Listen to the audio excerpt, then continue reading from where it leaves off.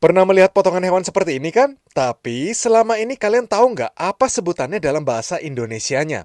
Apalagi pas nanti ke pasar tradisional, jangan salahkan penjualnya kalau Anda dicuekin kalau nanya dalam terminologi asingnya. Saya yakin mereka kurang paham apa itu rib eye, short plate, maupun porterhouse. Jadi, simak video ini karena sekalian saya bakal spill aplikasi memasak apa saja yang cocok untuk setiap potongan daging ini. Yuk, kita mulai. Dari bagian paling depan adalah chuck atau sampil, yaitu bagian atas paha depan. Bagian ini penuh jaringan penghubung dan bertekstur berurat sehingga memerlukan waktu memasak yang lama dengan suhu yang lebih rendah. Namun bagian ini penuh kenikmatan dan cita rasa dan cocok untuk bahan burger patty, semur, roast beef, bakso, abon, dan barbecue. Di belakangnya ada bagian ribs atau iga. Untuk bagian tanpa tulangnya atau rib eye merupakan salah satu prime cuts yang paling mahal harganya. Namun bagian tulangnya diselimuti lemak yang bercita rasa gurih nikmat, apalagi jika dimasak ala barbecue maupun digoreng. Namun bagian iga perlu direbus cukup lama dahulu supaya teksturnya lunak atau fall off the bone. Di belakangnya ada tenderloin atau khas dalam yang merupakan potongan termahal dari satu hewan karena sangat seimbang dari sisi cita rasa, tekstur, dan penampilannya. Tapi jangan salah kaprah karena tenderloin adalah salah satu potongan yang paling tinggi lemaknya dan lebih cocok untuk dry heat seperti roasting, steak, barbecue, smoke, maupun ditumis. Di bagian paling belakang ada round atau gandik, yaitu paha belakang yang rendah lemak dan berserat, yang biasanya digunakan untuk membuat empal, dendeng, dan rendang. Karena cita rasanya kurang dan alot, butuh bumbu yang lebih banyak serta proses pelunakan sebelum dimasak. Paling cocok untuk roast beef, rolade, semur, maupun menu daging murah lainnya. Masuk ke bagian bawah paling depan, ada brisket atau sandung lamur, yaitu bagian dada yang berlemak keras dan alot.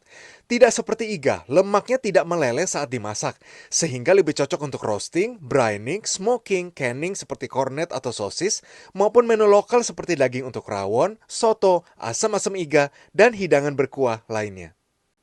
Di belakangnya ada bagian plate atau perut atas atau samcan yang merupakan bagian paling juicy jika dimasak dengan suhu rendah dan durasi panjang. Kandungan lemaknya super tinggi dan cocok untuk semua jenis masakan.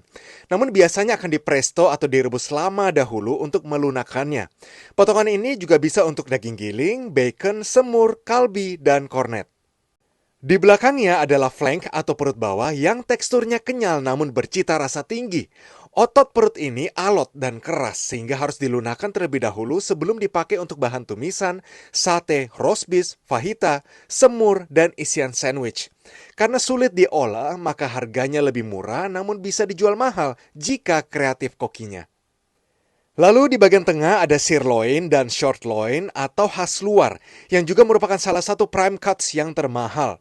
Potongan ini lebih cocok untuk dry heat seperti kebab, steak, grill beef, yakiniku, tumisan, roast beef, atau dimasak open flame. Apabila tanpa lapisan lemak luarnya, sirloin adalah salah satu potongan yang paling rendah lemaknya. Dan terakhir adalah bagian kaki bawah, yaitu shank atau sengkel. Bagian ini terkenal dipakai sebagai bahan kaldu soto dan sup karena cita rasa lemaknya yang gurih. Tekstur dagingnya yang berserat akan terasa empuk dan nikmat apabila direbus selama dahulu kemudian dipanggang atau digoreng sejenak. Osobuko, pho, dan cukyok adalah contoh sajian sengkel. Sebenarnya masih banyak lagi terminologi potongan hewan lainnya. Namun di Indonesia, karena menu kita jarang menggunakan jenis potongan tersebut, maka tidak ada terminologi di sini dan tinggal asal sebut saja sesuai budaya masing-masing. Lagi pula kuliner Nusantara lahir dari penggunaan leftover atau secondary meats dan bukan dari prime cuts.